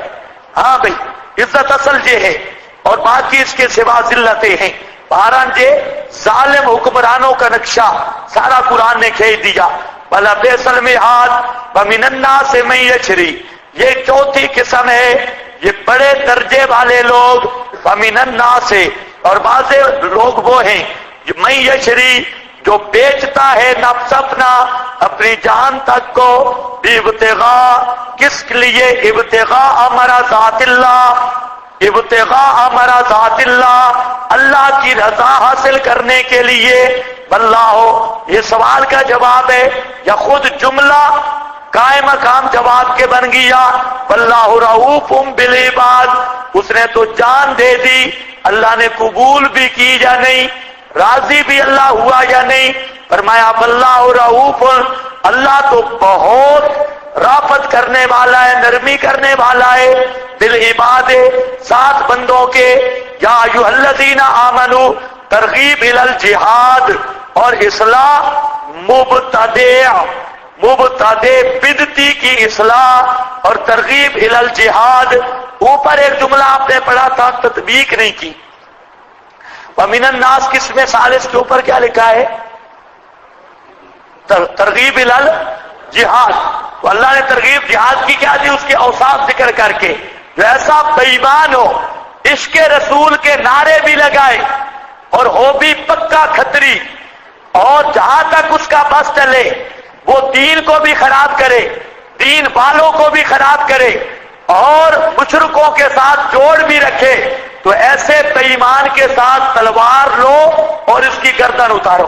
یہی تو ہے واجب القتل، فاقتلوا المشرکین، ایسے بے ایمانوں کو قتل کرو، جہاد انہی کے ساتھ ہے۔ یہ مطلب ہے ترغیب الی الجہاد، اوصاف بیان کر کے جن کے ساتھ جہاد کرنا ہے وہ ترغیب دی جا رہی ہے۔ یا ایھا الذین آمنوا، اے ایمان والو، ادخلوا فی السلم کافہ، داخل ہو جاؤ۔ سلم کہتے ہیں صلح کو، لیکن جہاں تمام علماء کے نزدیک مراد مذہب اسلام ہے، الاسلام فی السلم، اسلام میں، کافتن، پورے کے پورے، کافتن، پورے کے پورے۔ یہ نہیں ہے کہ آدھے تیتر آدھے بٹے ہیں، پورے کے پورے، داخل ہو جاؤ، آدھے تیتر بٹیر نہ بنو، خالص بن جاؤ۔ ادخلوا فی السلم کافہ، پورے کے پورے اسلام میں داخل ہو جاؤ۔ ولا تتبعوا خطوات الشیطان، اور مت پیروی کرو شیطان کے قدموں کی۔ انہ لکم عدو مبین، بے شک وہ شیطان واسطے تمہارے ظاہر باہر دشمن ہے، کھلا دشمن ہے۔ اس آیت کے شان نزول میں تو یہ آپ کو ملے گا تفسیروں میں، ابن ابی حاتم روح المعانی اور اسی طرح دیگر تفسیریں جتنی ابن جریر وغیرہ، آپ کو یہ صاحب ملے گا کہ حضرت عبداللہ ابن سلام مسلمان ہوئے، یہ یہودیوں کے عالم تھے، بڑے علامہ۔ جب مسلمان ہو گئے تو ان کے ذہن میں ایک بات آئی کہ بعض ایسے احکام ہیں شریعت موسوی کے کہ ان کا شریعت محمدیہ کے ساتھ تضاد نہیں بنتا۔ مثلا شریعت محمدی میں جمعے کا احترام ہے، حرمت والا دن کیا ہے؟ جمعہ۔ اور شریعت موسوی میں ہفتہ ہے، تو ان کے ذہن میں یہ بات آئی کہ جمعے کا احترام کروں گا تو یہ شریعت محمدی پر عمل ہو جائے گا، اور ہفتے کا بھی احترام کر لوں گا تو اس شریعت پر بھی یہ عمل ہو جائے گا، اس شریعت پر بھی عمل، اس پر بھی عمل۔ اسی طرح اونٹ کا گوشت ہے، اونٹ کا گوشت شریعت محمدی میں کھانا واجب کوئی نہیں۔ ایک آدمی ساری زندگی اونٹ کا گوشت نہ کھائے گناہگار ہوگا؟ نہیں گناہگار ہوگا، کوئی واجب اور فرض نہیں۔ اور حضرت موسیٰ کی شریعت میں کھانا جائز نہیں، تو کہتے ہیں میں کھاؤں گا نہیں، یہاں پر فرض نہیں وہاں پر جائز نہیں، دونوں شریعتوں پر عمل ہو جائے گا، اونٹ کا گوشت بھی نہیں کھاؤں گا۔ بس اتنی بات آئی، اللہ نے آیت نازل کی، یا ایھا الذین آمنو، اے ایمان والو، ادخلوا فی السلم کافہ، داخل ہو جاؤ سلم اسلام میں پورے کے پورے۔ ولا تتبعوا خطوات الشیطان، اور نہ مت پیروی کرو شیطان کے قدموں کی۔ انہ لکم عدو مبین، آپ اندازہ کریں اونٹ کا گوشت نہ کھانے پر فتویٰ کتنا آیا، لا تتبعوا خطوات، آپ ساری زندگی نہ کھائیں گوشت تو کیا کہیں گے؟ تم شیطان کے پیرو، اور وہ ارادہ کر رہا ہے نہ کھانے کا، تو اللہ فرماتے ہیں شیطان کے قدموں کی پیروی نہ کر۔ تو اصل مسئلہ کیا ہے؟ ایک ہے عمل نہ کرنا، ایک ہے عقیدہ کھاؤں گا نہیں، دوسری قوم سے تشبیہ ہو رہی ہے، مشابہت ہو رہی ہے، یہود کی رعایت ہو رہی ہے۔ اور اسلام غیرت والا مذہب ہے، یہ کسی مذہب کی رعایت کو قبول کرتے ہی نہیں، کسی مذہب کی رعایت کو قبول، حتیٰ کہ نبی پاک صلی اللہ علیہ وسلم نے یہودیوں اور دوسرے کو اقوام کی طرح چلنے سے بھی منع کیا، کھانے سے بھی منع کیا۔ جس طرح دوسری قومیں کھاتی ہیں تم نہیں کھا سکتے، جس طرح دوسری قومیں چلتی ہیں تم اس طرح قدم نہیں رکھ سکتے، جس طرح دوسری قومیں سوتی ہیں تم سو نہیں سکتے، جس طرح دوسری قومیں جن اوقات میں عبادت کرتی ہیں تم ان اوقات میں عبادت بھی نہیں کر سکتے۔ تو معلوم ہوتا ہے کہ شریعت کا مقصد ہے ایک مستقل پاکیزہ معاشرے کا قیام اور مستقل تہذیب۔ یہ تو آج کا مسلمان نام کرے گیا، اس نے ساری تہذیب انگریز سے لے لی اور ساری تہذیب محمدی اور اسلام کو ختم کر دیا۔ یہ بھی ایک بہت بڑا المیہ ہے۔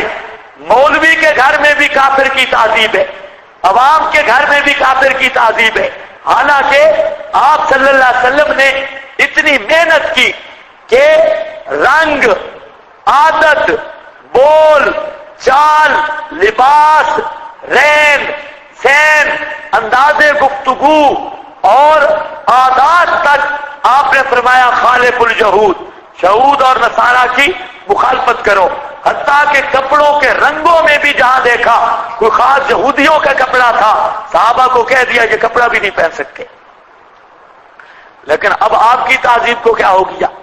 ساری تہذیب ہمارے گھروں میں نہیں ناچ رہی، وہ پینٹ پتلون والے کارٹون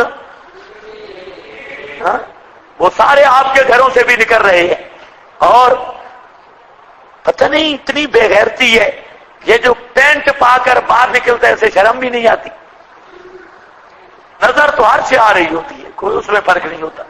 یہ خوش ہے پینٹ کچھا پہن کے باہر جا رہا ہے اور چھکا. تو عجیب مسئلہ ہے، لوگ بے غیرتی کی انتہا کو پہنچ گئے. ورنہ پینٹ پہنے یا بالکل شلوار اتار کے ترے فرق تو کوئی نہیں ہے، وہ بھی بدن کے ساتھ چپکی ہے اور سارا حدود اربا نظر آ رہا ہے، اور شلوار اترے تو بات تو یہی ہوگی، اور کیا ہوگا؟ کچھ بھی نہیں. کچھ سمجھ آئیے بات؟ ہاں، اس لیے شیعوں کا مذہب ہے کہ اگر جسم پر رنگ لگا دیا جائے کپڑے پہننے کی ضرورت نہیں ہے. نگیس وہ صرف رنگ سے سطر والا مسئلہ حل ہو جائے گا. تو میرا خیال ہے یہ بھی ساری شیعہ یہودیوں سے آیا، تو پینٹ پتلون بھی یہودیوں سے آئی، تو یہ بھی تو صرف رنگ کا فرق ہے، باقی تو پہلے سے بھی ہر چیز زیادہ نمایاں ہوتی ہے. تو عجیب مسئلہ ہے. تو بہرحال توحید کے ساتھ اس کی بھی محنت کرو کہ تہذیب کیوں بدل رہی ہے، تہذیب پر بھی زور ہونا چاہیے. لا تتبعوا خطوات شیطان، یہ آیت رد ہے ہر اہل بدعت کا، ہر اہل بدعت کا، کہ اپنی طرف سے دین کا کوئی حکم بنا نہیں سکتے. حضرت عبداللہ ابن سلام نے خود ایک حکم بنایا کہ میں ہفتے کی بھی تعظیم کروں گا. ایک عمل تھا، اس کو ثواب سمجھ رہے تھے، دونوں شریعتوں پر عمل کو، اونٹ کا گوشت نہ کھانے کو شریعت پر عمل سمجھ رہے تھے.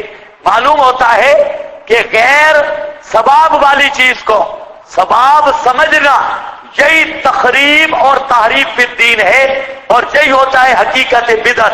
وہ ہر بدعت کا رد ہے. فرمایا کہ ادخلوا فی السلم کافہ، پورے دین میں داخل ہو جاؤ، صرف چلے نہ لگاؤ. ادخلوا فی السلم کافہ. سال پہ حضرت صاحب گئے ہوئے ہیں، سال لگانے، اور گھر پہ بیوی کا پردہ کوئی نہیں ہے، بڑا دین کا ٹھیکیدار. حالانکہ پردہ اس طرح فرض ہے جس طرح نماز فرض ہے، شرعی پردہ اس طرح فرض ہے جیسے نماز فرض ہے. اور مفتی رشید احمد صاحب نے لکھا ہے اپنے رسائل میں، دیگر فقہا کے حوالے بھی فرماتے ہیں کہ جس عالم کی بیوی کا شرعی پردہ نہیں، اس کے پیچھے نماز نہیں ہوتی، فاسق ہے، اس کے پیچھے نماز نہیں. اب آپ دیکھ لو مولویوں کا حال بھی، کہتے ہیں شرعی پردہ ممکن ہی نہیں. حالانکہ فی السلم کافہ یہی مطلب ہے، پورے آؤ نا. جو فرائض ہیں شرعی پردہ ہے، ادھر چلا لگا رہا ہے، لیکن غریب کی نالی بھی کاٹ ڈالی. معاملات میں ہمارے تبلیغی بھائیوں کی اصلاح بالکل نہیں ہوتی، بالکل نہیں ہوتی. جتنے معاملات میں گندے ہمارے چلا والی پارٹی ہے، کوئی بھی نہیں. بہت معاملات میں گندے ہوں گے اور حد سے گزرے ہوں گے. تو ان کو یہ بتانا چاہیے چلے لگاؤ، سال نہیں ساری زندگی اللہ کرے لگاؤ، لیکن صرف دین نماز روزے کا نام نہیں. معاملات میں امتحان ہوتا ہے ایمان کا. لوگوں کے ساتھ جو معاملات ہیں، لوگوں کے حقوق ہیں، اور یہ چیزیں ہیں، آپس کا معاملہ، یہ پتہ چلتا ہے ایمان کتنے پانی میں ہے. تو ادخلوا فی السلم کافہ. ہاں، طالب علم بھی خیال کریں، یہ بھی آدھے ادھر آگے دین میں اور دل اٹکا ہے کرکٹرا پر. اب طالب علم اور مولوی کرکٹ نہیں سنتے. چھکا. ایک مولوی صاحب ہے، نام نہیں لیتا، فوت ہو گئے بیچارے، وہ تقریر کر رہے تھے جمعے کی، تو ریڈیو کان کے ساتھ لگے. اس وقت ریڈیو ہوتے چھوٹے، کان کے ساتھ لگا ہے، کرکٹ سن رہا ہے. درمیان میں کہتا عوام کو سب کہہ لو ذرا درود پڑھ لو. عوام درود پڑھتی، وہ سن لیتا، چوکا ہے چھکا ہے کیا وہ. اور ہوا یہ سچا واقعہ ہے، تقریر کر رہا ہے. تو جب کچھ چھکا لگا، پتہ نہیں پاکستانیوں نے لگایا یا کیا، تو درود کہنا بھی خوشی میں بھول گیا. سٹیج پہ کہتے ہیں چھکا. تقریر کے دوران تب مقتدیوں کو پتہ لگا کہ مولوی صاحب کہاں بیٹھے، ہمیں کہتے ہیں درود پڑھو. ہاں ایسا بھی حال ہے. بے غیرتی کی انتہا ہے دوستوں بزرگوں. طالب علموں کا کرکٹروں کے ساتھ محبت، کرکٹ سننا انتہا درجے کی بے غیرتی ہے. اس کی کوئی حد نہیں. کیوں؟ انشاءاللہ آئے گا رد البدعات میں، وہاں پر میں نے حدیث وہ نقل کی ہے اس کاغذوں میں کہ اذا موضع الفاسق، جب فاسق کی بدا کی جائے تو اہتز عرش الرحمن، اللہ کا عرش بھی کانپ جاتا ہے. اور آپ نے کئی فاسقین، یہ چھکے کمپنی والی، سارے چھکے والی کمپنی، انہی کی تعریفیں مولوی کر رہے ہیں، فلانا چھکا فلانا چوکا، لاکھ لعنت مولوی صاحب. شرم نہیں آتی. تو اس سے بچنا چاہیے. ہاں جو دوسرے لوگ ہیں ان کو بھی بچانا چاہیے. ادخلوا فی السلم، ایک ہی کارڈ نکالو، مولوی کی تقریر بھی ہے اور ساتھ والا فولڈر بنائے کنجروں کی تقریر بھی ہے، گانے بجانے بھی ہے. یعنی دین کے ساتھ پورا مذاق بنا جائے. مطلب کیا ہے؟ پوری اطاعت قبول کرو، پورے دین میں داخل ہو. ادخلوا فی السلم کافۃ ولا تتبعوا خطوات الشیطان انہ لکم عدو مبین. ہو گیا جی. فإن زللتم من بعد ما جاءتکم البینات، اگر زللتم، تم پھسل گئے. زلت کہتے ہیں بلا ارادہ کے پاؤں کا پھسل جانا، تلک گئے، پھسل گئے. زللتم من بعد ما جاءتکم، بعد اس کے کہ آ گئی تمہارے پاس البینات، واضح دلائل. فاعلموا، پس جان لو، ان اللہ عزیز حکیم، بے شک اللہ غالب ہے، حکمت والا ہے. وہ جب سزا دیتا ہے چیخنے بھی نہیں دیتا. ایک حکیم ڈھیل دیتا ہے، اس میں بھی حکمتیں ہیں. حال ینظرون الا ان یاتیہم اللہ فی ظلل، مشکل آیت ہے. حال ینظرون، پہلے تو یہ سمجھو کہ ضابطہ یہ ہے حال کے بعد اللہ آ جائے تو وہ حال بے معنی نفی ہوتا ہے. حال کے بعد اللہ آ جائے جہاں پر بھی تو وہ حال بے معنی نفی ہوگا. تو جہاں پر حال برائے نفی ہے. حال ینظرون، نہیں انتظار کرتے جے، اللہ مگر ان یاتیہم اللہ، مگر یہ کہ آئے ان کے پاس اللہ فی ظلل، بادلوں میں، من الغمام، سائے میں یعنی بادلوں میں، بل ملائکہ اور فرشتے، بقضی الامر، اور فیصلہ کیا جائے کام کا. وَإِلَى اللَّهِ تُرْجَعُ الْأُمُورُ، اور اللہ ہی کی طرف پھیرے جاتے ہیں سب کام. اللہ فرماتے ہیں یہ نہیں انتظار کرتے یہودی مگر اس بات کے کہ اللہ خود آئے ان کے پاس بادلوں میں.